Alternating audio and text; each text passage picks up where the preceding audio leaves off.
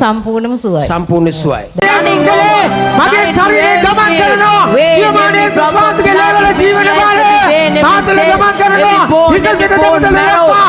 ජීවමානයේ ලෙවල බලෙන්. ඇටවල මදුවල ලේවල මොස්වල නාරවල ජීවනදායකයේ ස්වාමීගේ ජීවමාන ලෙවල බලය. ඒ ස්වාමීගේ නාමයෙන් බලෙන් මම දැන් නිදහස් වෙනවා. සුව වෙනවා. මට කොන්දේ අමාරුවක් තියෙන වසර ගණනාවක්. වසර ගණනාවක් තිස්සේ. ඒ කියන්නේ ආතරයිටිස් තිබුණා. ඔව්. ඒක සාමාන්‍යයෙන් ටිකක් හොඳ වුණා. ඔව්. බෙහෙත් එහෙම බොද්දි හොඳ වුණා. ඒත් නැවත නැවත ආවා. පස්සේදී මම මේ දේවස්ථානට එද්දි මට ටික සුව වුණා. සුව වුණා. ඔව් සුව වුණා.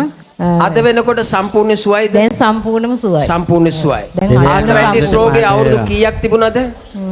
අවුරුදු 10ක් විතර වගේ ඉඳලා අවුරුදු 10කම ඔබ ප්‍රතිකාර කළාද? ඔව් ප්‍රතිකාර කළා. ඔව්.